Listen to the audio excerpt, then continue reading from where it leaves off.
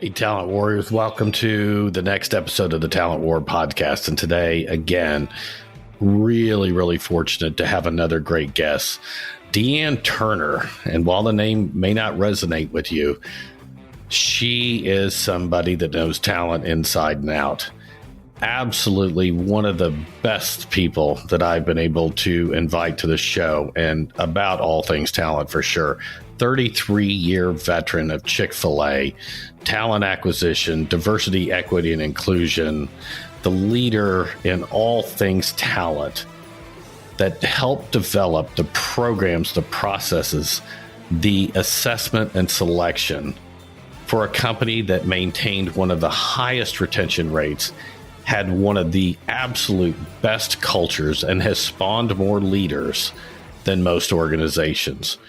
Stand by for some of the best advice on how to create the best culture, the principles to live by, and what to look for in getting the talent that best suits your organization and drives success.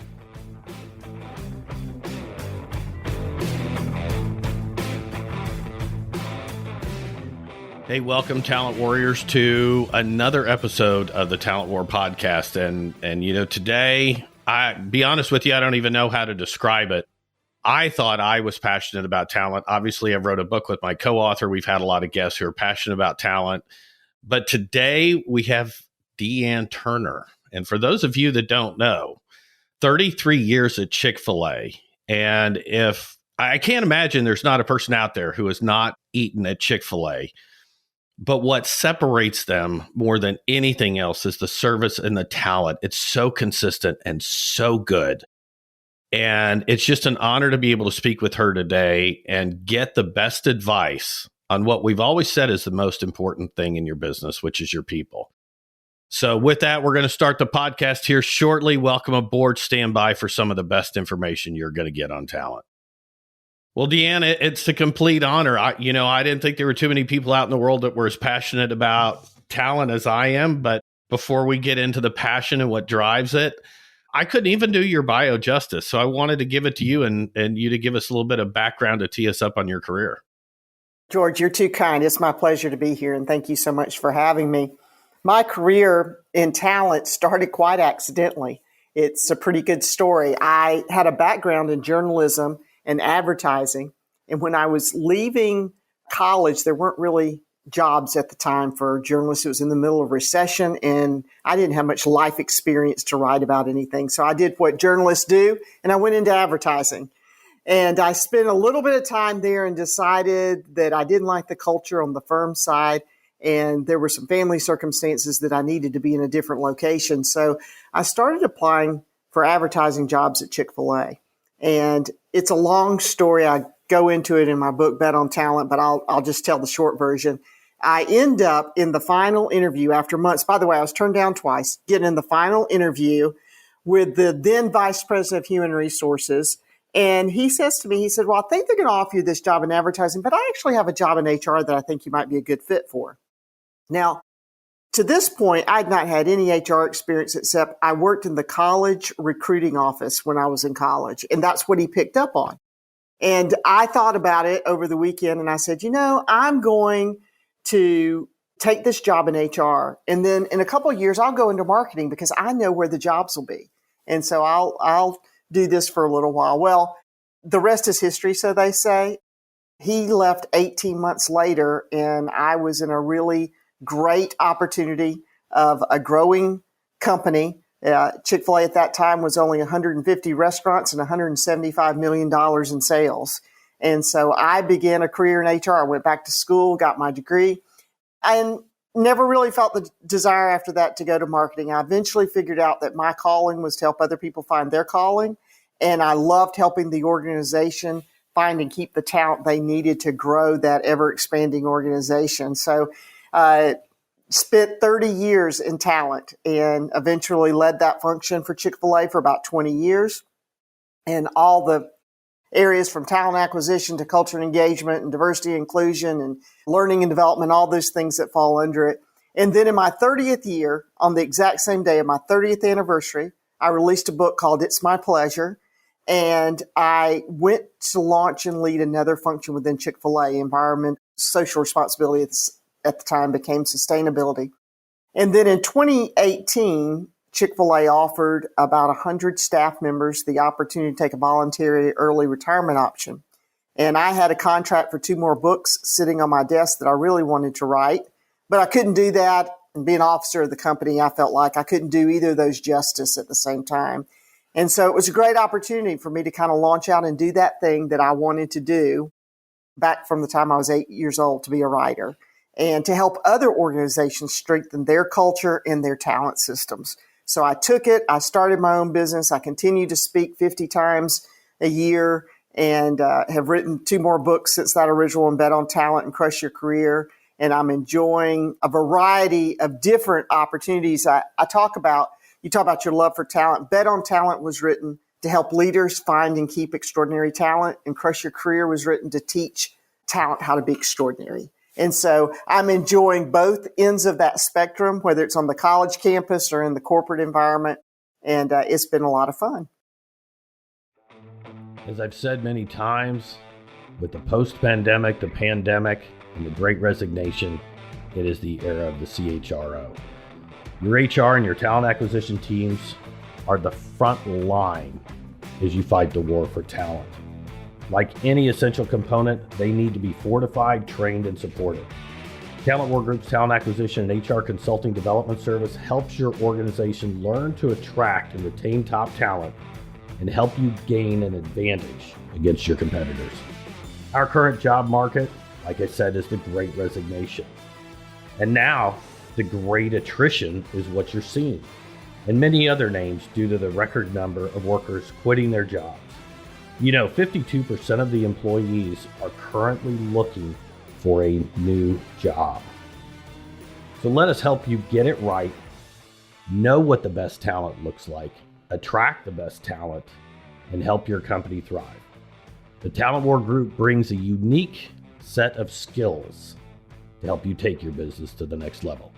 You can get started by finding us at talentwargroup.com and let us help you develop your next generation of leaders.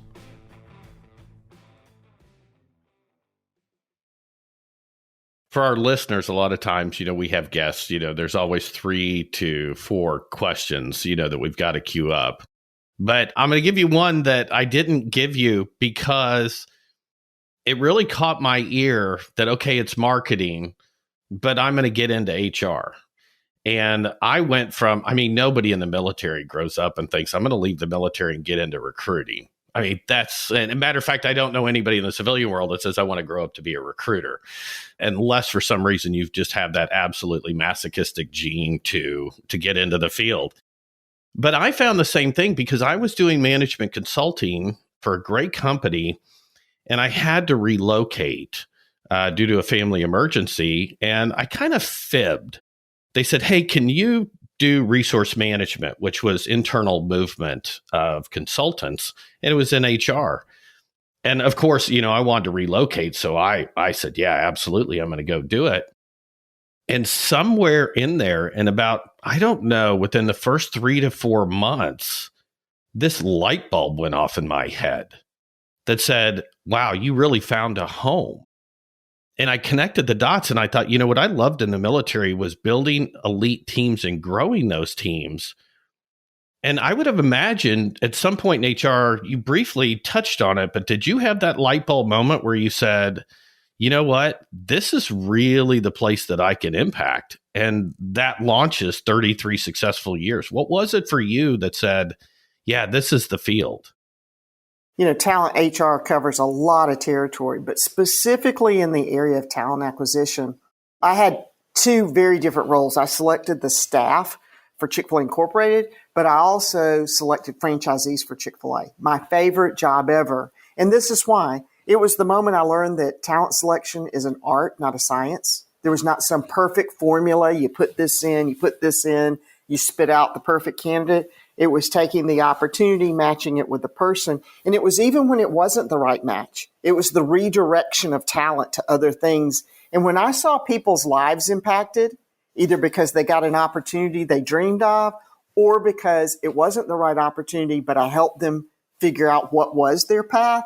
That was when it clicked for me. It's like, this is what I was made to do, is to help people find their path. And it's hard to describe it, but it's knowing that they've been trying to be a franchisee for years.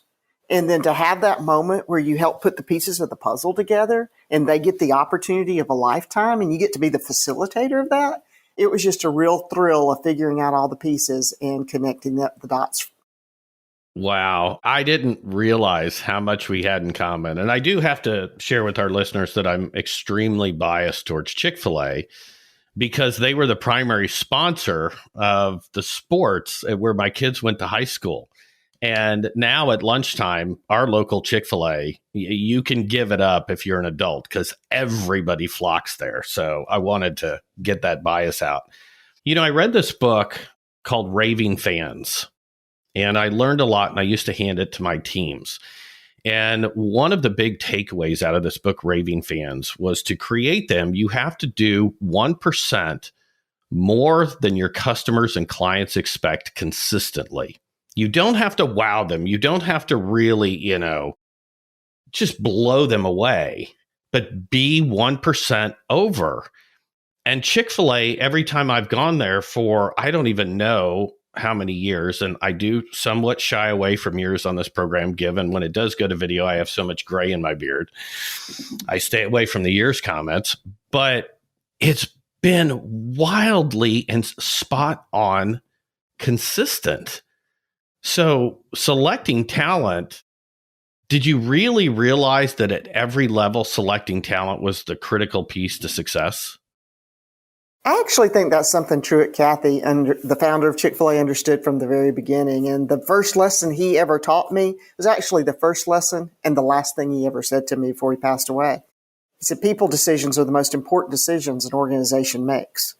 And he understood that before it was in vogue. He understood that culture was important before everybody was into culture.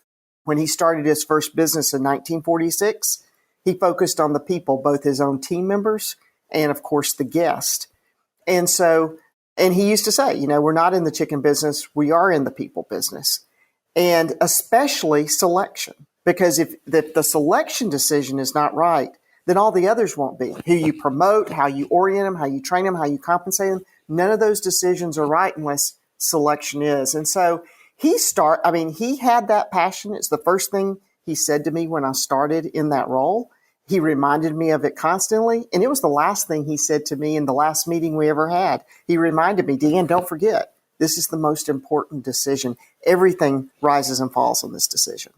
That is, it's so good to hear that, because one of the things that Mike Sorelli and I put in our book, The Talent War, is that you have to be obsessive about talent. And what we labeled it was a talent mindset, exactly what you talked about. Everything begins and ends with your people. But before I go into kind of what Chick-fil-A did, I'm just curious. You don't see it these days, and I can't say it's a generational issue, but you don't see people surviving and thriving and being passionate for 33 years. And you were. So from a mentorship and coaching perspective, for those talent leaders that are out there, what do you think was most critical to you keeping that fire, that passion, and the success? Because we all know human resources, as important as it is, it's tough. And if people really saw the things behind the scenes that, the tough issues that we're forced to deal with as talent leaders. But for you, what was it that just kept you going for 33 years, and not only kept going, but driving and thriving? That's just remarkable. So I have a couple of answers to your question. We have to start with the organization before I even go to why did I do HR that long. But there are three reasons that I think I was really attracted to stay that long in the organization. And the thing is, it's interesting. They're the three things that they tell us millennials and Gen Zs want today in their work. And they're this. First, a remarkable culture. And I define culture not by all the activities and behaviors. Those are a reflection of the culture, but a meaningful purpose, a challenging mission, and demonstrated core values. And at Chick-fil-A, for all those years, I knew, along with my coworkers, what our purpose was. We had a challenging mission constantly, a big goal out there to pursue. And we had a set of core values that you actually saw demonstrated from the very top of the organization throughout the organization on a daily basis. So that was a remarkable culture. The second thing was being a part of something bigger than myself. The idea that I didn't work for this organization just to make some owners rich. That wasn't their goal. Their goal was to impact lives. And they did it in so many different ways all over the world. I mean, Chick-fil-A has just recently become international in Canada, but their influence is felt all over the world by the way they share their profits with others. And then thirdly, opportunities to grow and develop. And like I said, Chick-fil-A was a small company, 175 million sales, 150 restaurants when I went there. When I left there, it was over 2,500 restaurants and over $10 billion in sales. That creates a lot of learning, growing, and developing opportunities and learning new skills. So I have to say that, first of all, that's the overarching thing. But when you talk about human resources, and what inspired me was working for a leader that felt like it was important. I used to always say, I can't do this job somewhere else. I wasn't certain. And when I left Chick-fil-A, I never intended to be head of human resources for another organization, because I had never found anybody like Truett Cathy that was passionate and invested in the function the way he did and supported that. And most HR professionals do not feel that way in their organization. They're administrative sometimes. And so that had a lot to do with it. It's actually the reason I retired from Chick-fil-A, is because growth of family members and so forth, a family-owned company, put me in a situation that I wasn't doing what I was made to do anymore. And when I realized that, it was like, no, I have to go back to that. I'm just going to do it in a different space. I'm going to help other organizations do this. But that was really the reason I retired. I love hearing that answer. And I remember we put in our book, one of my favorite quotes that we put in the book. I was so fortunate to work for Tracy Keogh, who was the one that brought Meg Whitman into HP. And she has this famous quote, which, I've just lived by when I'm working with clients, I'm working with people, but you just put it in different terms. And the quote was, Tracy found herself at this executive meeting with Meg Whitman, and, there's an endless number of SVPs and EVPs in a 400,000 person company. And somebody came up to Tracy and said, Tracy, I'm so glad that HR is at the table. And she didn't miss a beat. And she looked at the exec and said, HR is the table. I love it. And I just, your answer was just a different version of that. And I was like, that's just so incredibly perfect.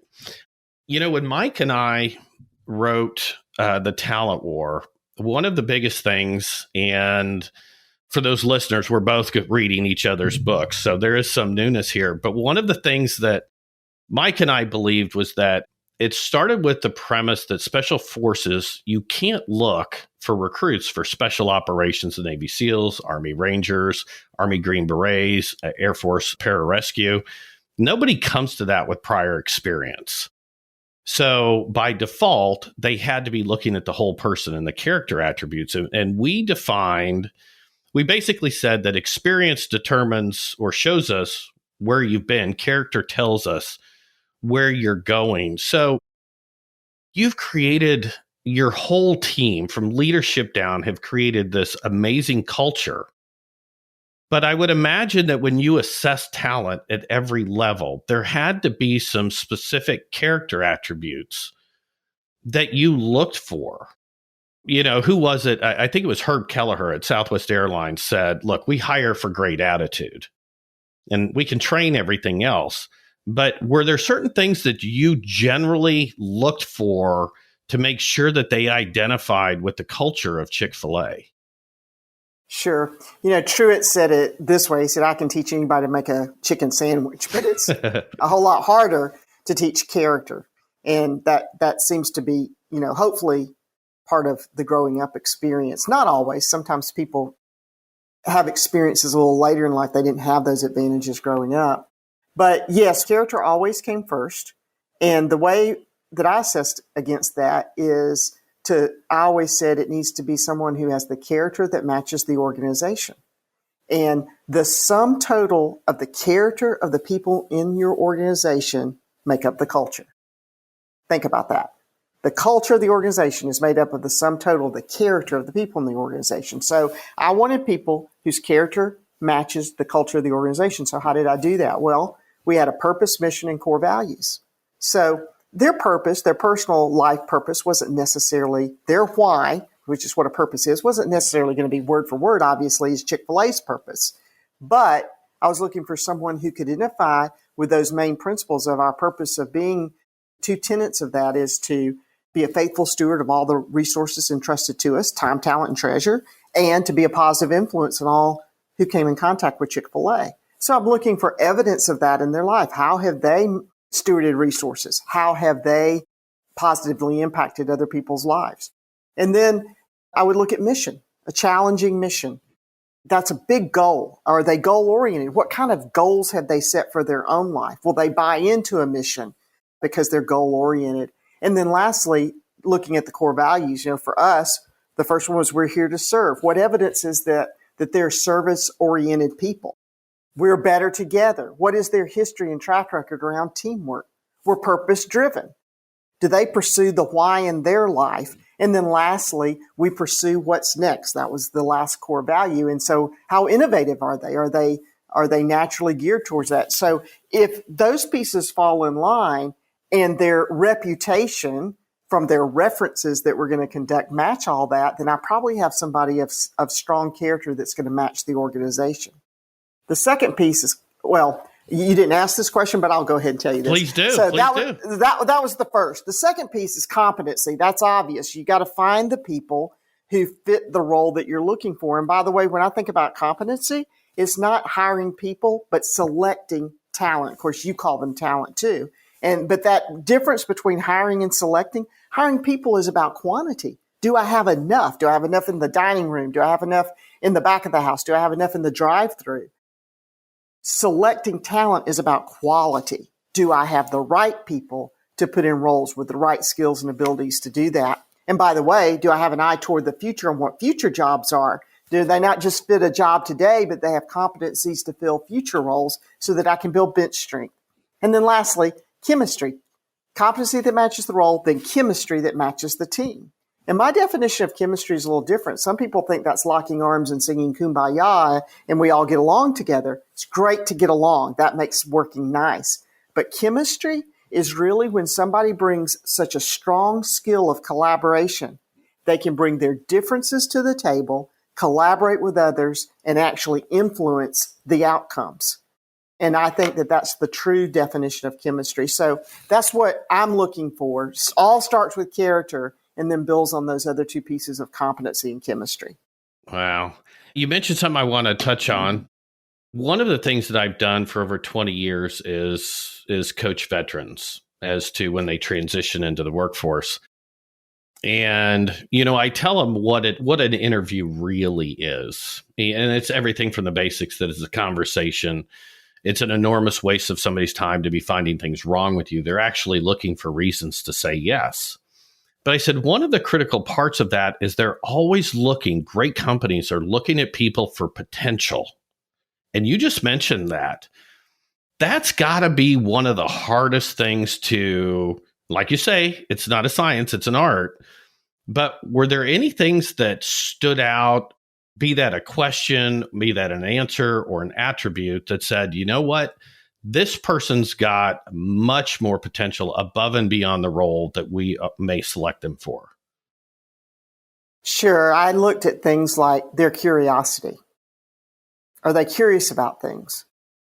Their interest in learning and developing. The goals they had around learning and developing. Had they set some of those things for themselves? Are there daily habits, the kind of habits that keep them in a lifelong learning mode? To me, those things spoke a lot to potential. It's a gift to seeing things in people they don't see in themselves. I go back to that leader who selected me for human resources. I mean, he just picked up on one little piece of my experience And he saw something that I didn't even see. In fact, the first 2 years I was in the role, I was like, I'm out of here. This is not what I'm doing. I mean, it's fine for right now. I love this company. It's a great, it was a great job. I was having fun, but I didn't see it as a career till I was about 2 years into it. So I think it's that combination of the tangibles that you can see that I mentioned around curiosity and learning and goal setting. But I think it's also the things that they haven't even discovered about themselves that a good interviewer and a good selector of talent picks up on. Which, by the way, one of the great mistakes companies make is they think everybody or anybody can interview and select talent. That is simply not true. We wrote a whole subchapter on A players, select A players. I am in full.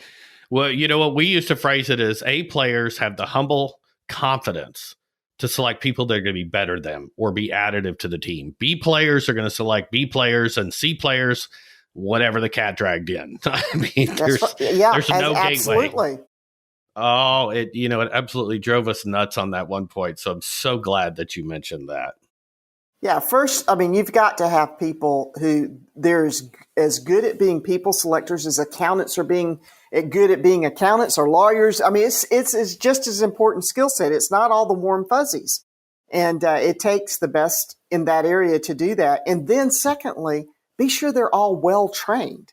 Because if they're not, I mean, that's another thing a lot of companies do. It's like, just go have lunch with them and ask them some questions. Well, from an offensive perspective, meaning finding great talent, that's not the way to go about it. And defensively, you're liable to set yourself up for some real legal problems. Yeah, that's the dark side of HR that we briefly touched on. Interestingly, because I said this would go wherever it was go, but I'm so fascinated about how you guys have selected talent. One of the things that I've been coaching clients on is not only select A players, but be very consistent in those A players. Because one of the things I've seen, I'm sure you've seen, is, so-and-so got called to a meeting and you just grab somebody that's nearby and throw them into the interviews. They're not trained. They may not be an A player. They may not be vested in that. And, I had a good chance to speak and talk with Patty McCord. I don't know if you're familiar with her, but she wrote the book Powerful. She was the chief talent officer at Netflix. And so she said the only reason that a leader could miss a business meeting was for an interview, because much like Chick-fil-A, they prize at that interview, the assessment and the selection as much. But did you try to find a consistency in your interview panels, or were you training more broadly so that anybody could train and be a representative of Chick-fil-A? How did you kind of approach that, where you got that consistency in the interview process, which is so incredibly hard to do with volume, time, speed, needs, all of those things that impact us?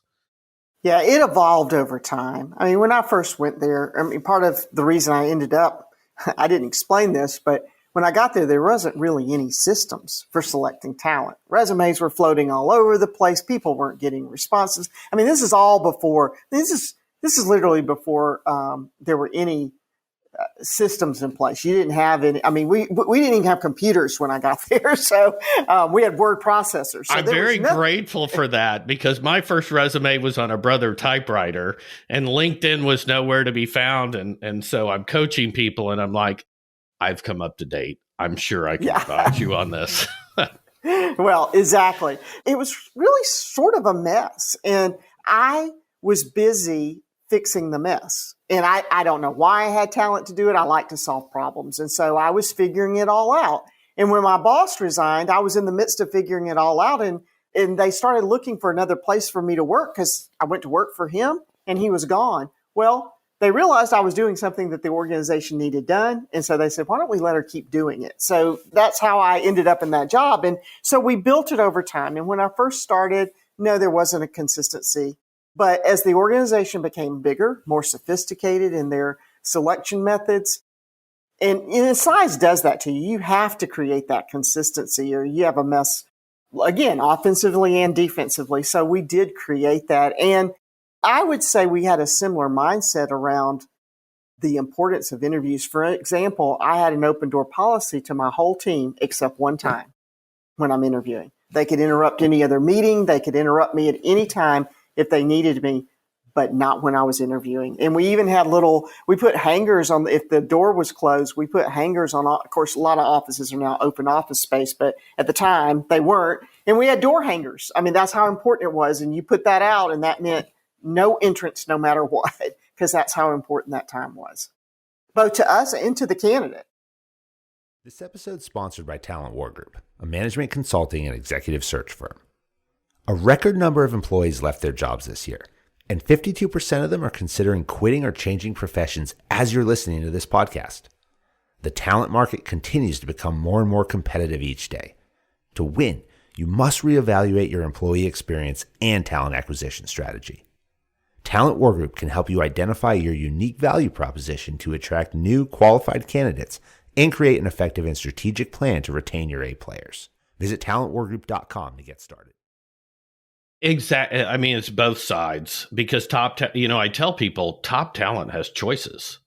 Right. And so that experience has to be great. But I wanted to go into, you kind of started in recruiting in HR. Am I correct? Is that how it started out? Yeah, I started in recruiting because that was HR at the time. We were such a growth-oriented company, and we didn't even have some of the functions at all in the organization, and some of them were split up to other areas, and it later evolved into a more traditional HR department. You really are the exception to the rule in what I've kind of railed about professionally and in some groups, and that is when I look across CHROs, well, there's a couple things. Like you talked about, they tend to be compliance oriented. They are good at the blocking and tackling, generally aren't strategic on the whole, and they're usually a support function.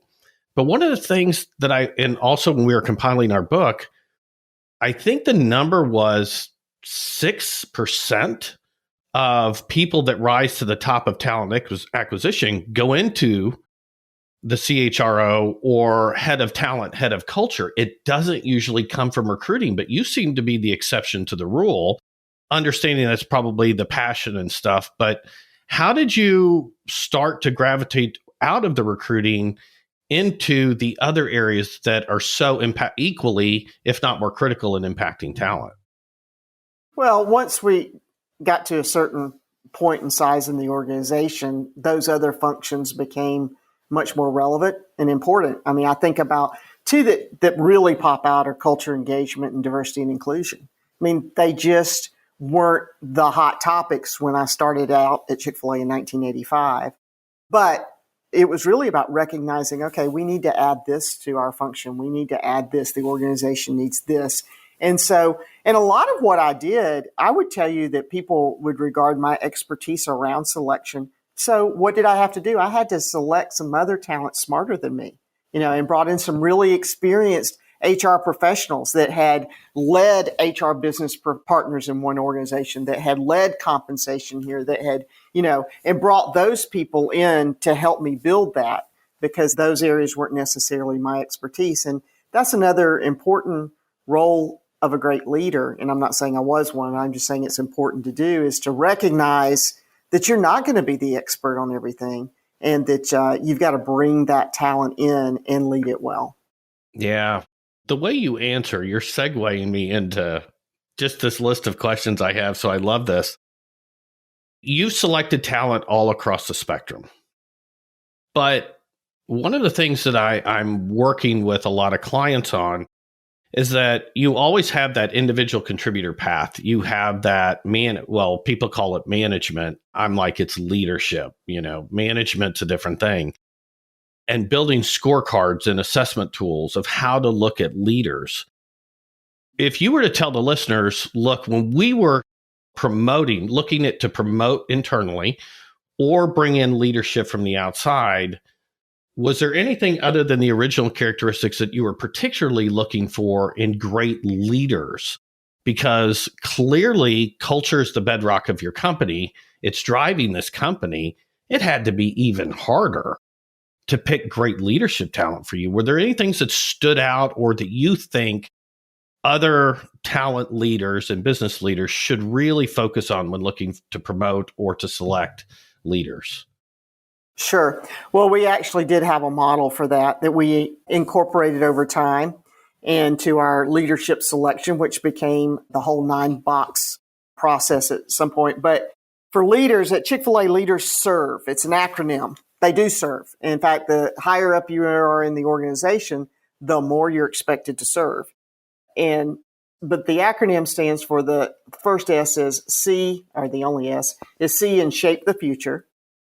The second one is engage and develop others. The R is for reinvent continuously.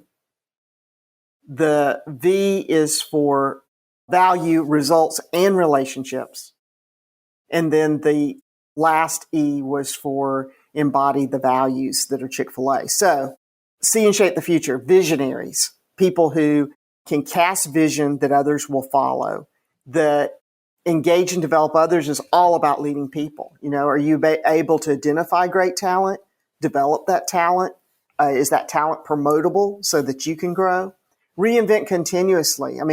Recognizing that we can't stay where we are if you're going to grow from that size company to that size company. And then valuing results and relationships is one of my favorite. And I think it's very, at least in the early days, was really unique to Chick-fil-A. And what it was saying is, this example I gave a lot. People who came from backgrounds where it was expected you were going to churn out in just a few years, like big 4 firms, law firms, they would come in there and they'd really struggle with this concept because they were so used to billable hours, churning out the work. That was important. If I got those results, then I get promoted.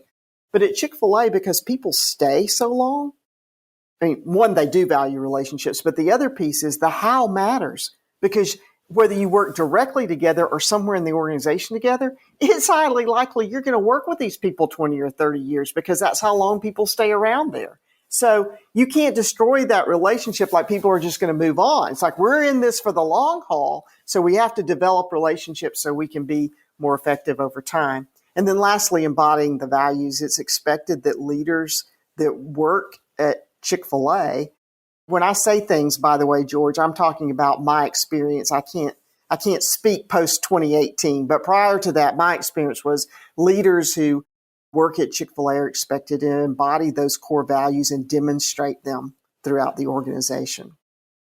So that leads me into one of the things, and I think you probably experienced, I know that I've seen it, and that companies struggle with, is you get this small company and you're a family. And Mike, my co-author, and I like to consider it a tribe. There are some key differences, but scaling tends to bring bureaucracy. Scaling tends to dilute a lot of things, and culture usually is one of the very first ones. So even with selecting great leaders and a great way to groom those leaders, what do you think the biggest challenges were for you and for others? And let me just say it differently. I absolutely marvel at the fact that you've kept culture the centerpiece of the company for all those years. But there had to be some things that were very, very hard about it because you're unique in doing it. A lot of companies dilute it, lose it. You didn't. What do you attribute that to? First of all, it's relentless pursuit of it. And when the CEO makes culture job one, which is really what Truett did, it's what his son Dan did. Chick-fil-A has a new CEO. And again, I haven't worked there since that happened. So I try not to speak for where they are currently, but I would say as a customer, it still looks like things are going that direction. But it was relentless pursuit of it, number one.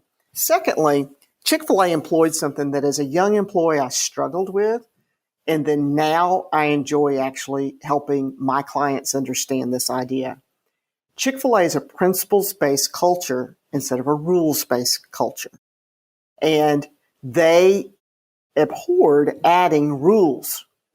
For decades, we didn't have an employee handbook because that would create rules. And if you create rules, then rules have to be followed and there has to be consequences when they aren't. And that shuts down innovation. That just really gets in the way of doing what we're really there to do, which is to serve the customer. And after we talk about this, every time you go into a business now, you're going to look for the indicators of, is this a rules or is this a principles based?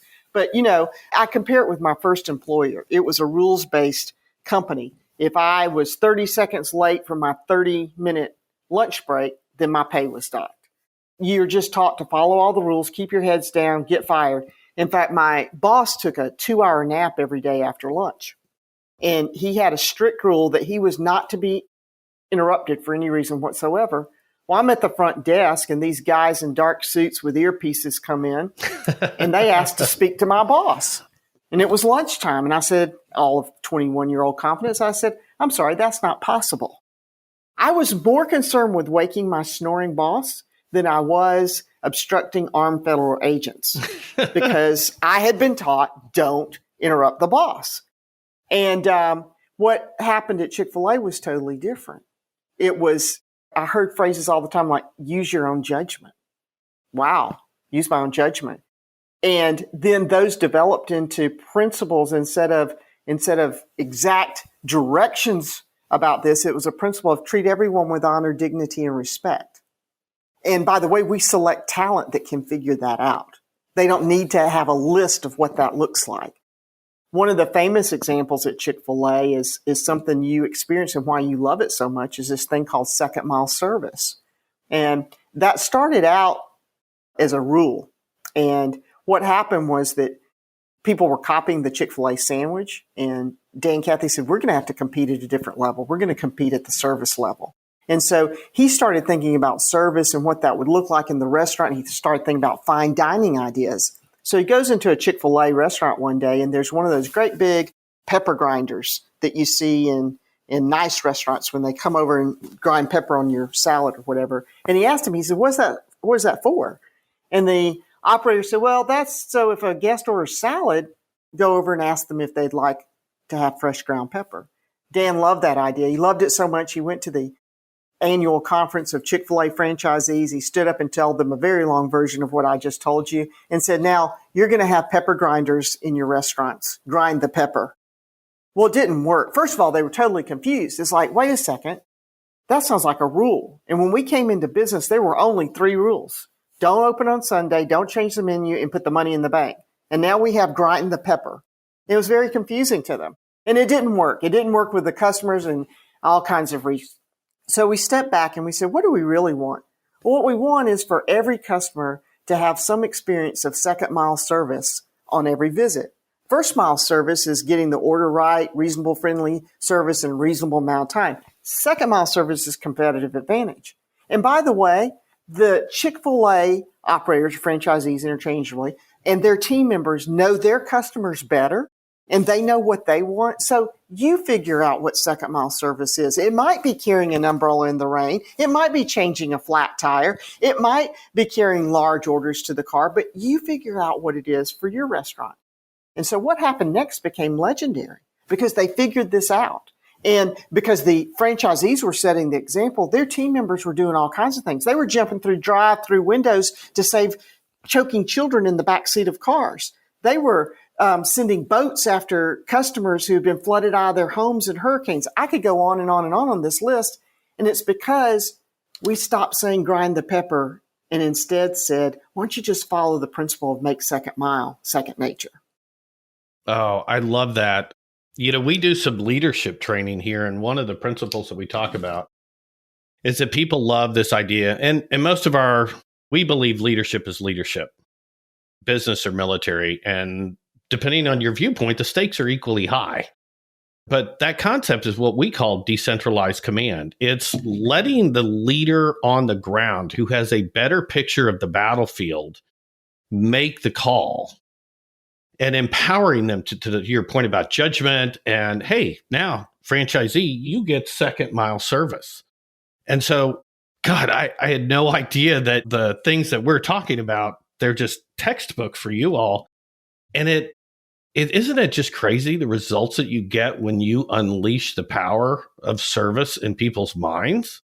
It would be amazing. How do you keep up and how do you even replicate the great ideas you're seeing from one franchise to another? Did you publish those things and say, hey, guess what? Here's somebody's doing this, somebody's doing this. You had to have shared that. because it's so brilliant.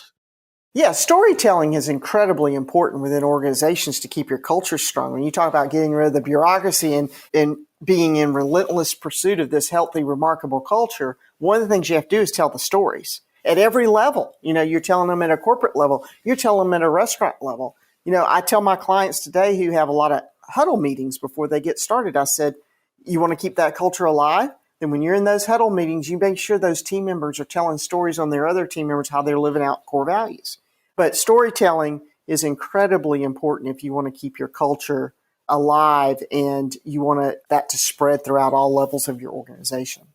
Yeah, I can see that in the new commercials that come up. Of course, we're all watching streaming. We don't see as many commercials as we used to, but the commercials that do come up, for me, it's on Hulu. I absolutely love them, where you've got a customer and, an associate, and they're telling the story. And it's like the food in the restaurant are not anywhere to be seen. It's about what occurred in the experience that everybody had. And I absolutely love that you've taken that storytelling and now that storytelling is your marketing. Like, I don't know, it's creating cravings for me for the waffle fries and, the nuggets, whereas every other commercial, I'm like, okay, I don't want to see that. So I do love it. It does what a few businesses have figured out. It creates an emotional connection. And that's an important part of marketing at every level at Chick-fil-A, is to create that emotional connection one-on-one with the customer, or, in the sense of what we see in the advertising, that's creating an emotional connection with the guest as well. So there's two final questions because I'm cognizant of time. And one I have to set up for context, and I didn't share either one of these, so they're raw. I had two leaders on a podcast, Myrna Soto and Lisa Schreiber, both C-suite executives. And the theme of that was what we call delete the adjective. And meaning you, Dee Ann, are a leader. You're not a female leader. You don't need an adjective in front of that. And so one of the important things that I asked them, and I know them personally, I've worked with them, I'm like, I would follow them off a cliff blindly. They're just leaders in every sense. Wonderful human beings.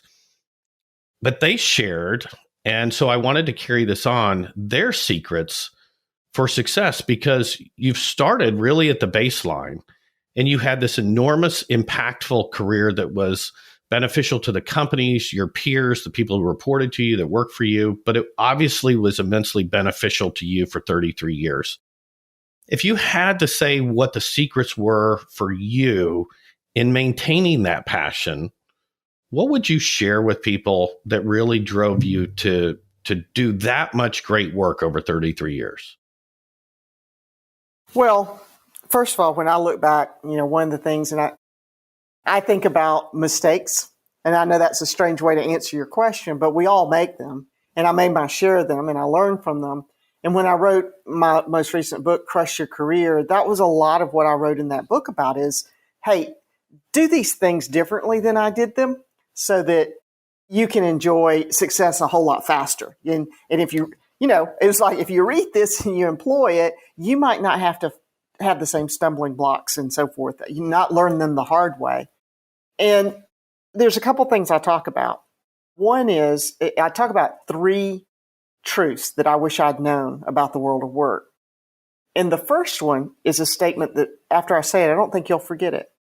All the most important decisions about your career are made when you're not in the room. That's a truth you need to learn really early.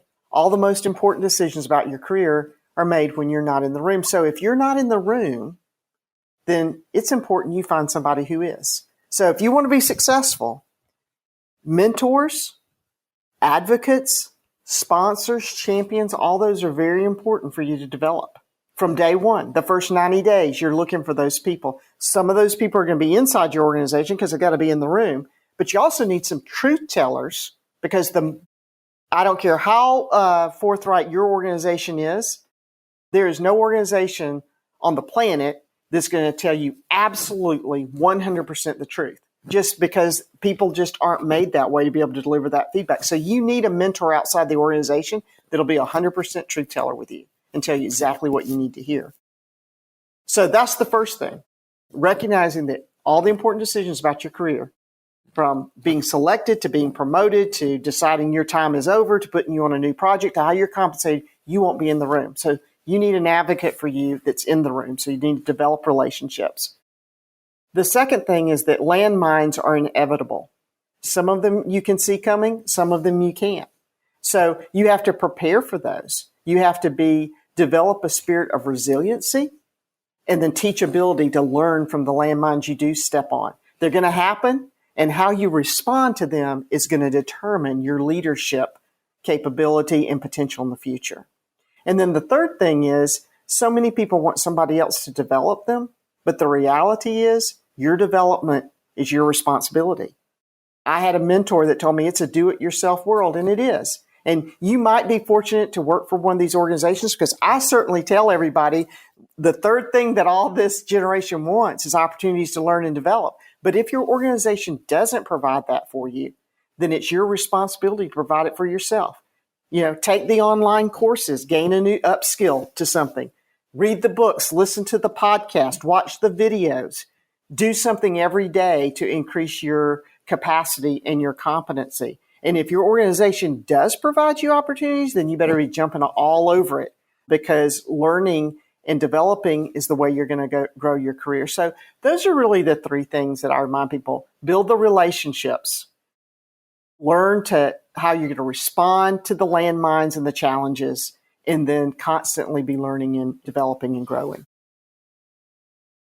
Unfortunately, you've kind of spoiled the second question that was coming, which is, if you could go back and tell your 20-year-old self one lesson that would have made, and I'm going to make it harder because we're both in recruiting, so I've got to give you the kind of tough question. You can't use the three answers you just gave me, but what is the one thing that you really want to pass on to people that you wish you had known at your 20-year-old self that would have made your life even more impactful and successful and joyful in the ways that you would have wanted it to be now had you known it then? Yeah, that's really easy for me. And it's because I'm watching. I have 3 grown sons and in their 20s. And one's 31 actually, but I see it as a hallmark of their generation. And it's this: be anxious for nothing. Whatever you're worrying about, first of all, it's highly likely it's not going to happen. Secondly, if it does happen, it won't be as bad as it seems. And if it is as bad as it seems, there'll be a way out of it. And it's all going to be okay. But I hear Sunday scaries, and I had them. I had lots of Sunday scaries. I remember, dreading those. I had at one point in my career, we had 7 a.m. leadership meetings. And on Monday morning, if that won't get your week started. Yeah. And I had Sunday scaries about it. I spent all Sunday afternoon preparing for that 7 o'clock meeting. So there are tough times, but be anxious for nothing, because in the end, it will all be okay. One way or the other, it's going to be okay. And you're going to get through it, especially if you create that resiliency. When I had a wonderful career at Chick-fil-A, but when I stepped out the door in July of 2018, I realized, some lives were likely impacted, but it goes on. They do their thing. I go on to do my thing. And any energy that I spent on negative things or anxiety was wasted energy, because it didn't matter anymore. So that's just my general advice. Be anxious for nothing. Well, I have 2.5 pages of notes. When you saw me turn away, I was scribbling. There's so many gems that I want to put out. But outside of thanking you profusely, even as a talent professional, I think the one thing that I learned is the older I got, the less I knew. When I was being raised as a teenager, of course, I was 10 times smarter than my mom and dad. Oh my God. Me too. And now that I am a grandfather of a 1-year-old, I have a 29-year-old daughter, I realize how much there is to learn. And today I got to learn an immense amount for which I could never say thank you enough. But I want to give you the last shot before we close out. Tell us how people can find you. Tell us about your books. I know you speak, and I know there's a lot of people who listen who would love that opportunity or to be able to connect with you, to learn from you. So how can we do that? Sure. First of all, you can find me at deeannturner.com, DEEANN Turner.com. And there you can find out about my books, Bet on Talent, How to Create a Remarkable Culture That Wins the Hearts of Customers and Crush Your Career, Ace the Interview, Land the Job, and Launch Your Future. Lots of other things to find out there. You can inquire about me speaking, consulting, coaching, any of those things on my website as well. Please connect with me on social media, especially LinkedIn. You'll find me there. You'll also find me on Instagram at Dee Ann Turner, on Facebook, Dee Ann Turner Author, and Twitter at Dee Ann Turner. Well, you've been awesome. It has been my distinct pleasure. Thank you for making the time today. I can't thank you enough. And I just wish you nothing but continued unlimited success, joy, and abundance in all that you do. Thank you so much, George. It was a real pleasure. I had a great time talking with you, and I wish all those things for you as well. Thank you. And thank you for listening to the Talent War podcast, where we discuss all things talent, focusing on a talent mindset, the core belief that the only true competitive advantage you can hope to achieve and maintain is your talent. Join us for the next episode of the Talent War podcast on Spotify, Apple Podcasts, or wherever you get your podcasts. And if you like what you heard, subscribe and please leave a review. Connect with me on Talent War Group's LinkedIn, Facebook, Twitter, or Instagram accounts and send your comments and inquiries to media@talentwargroup.com. The Talent War podcast is brought to you by the Talent War Group, management consulting and executive search firm. We work with you, bringing services like talent acquisition, leadership development, executive search, executive coaching, seminars, speaking engagements, all to create talent solutions for your most pressing business problems. To get started, visit us at www.talentwargroup.com.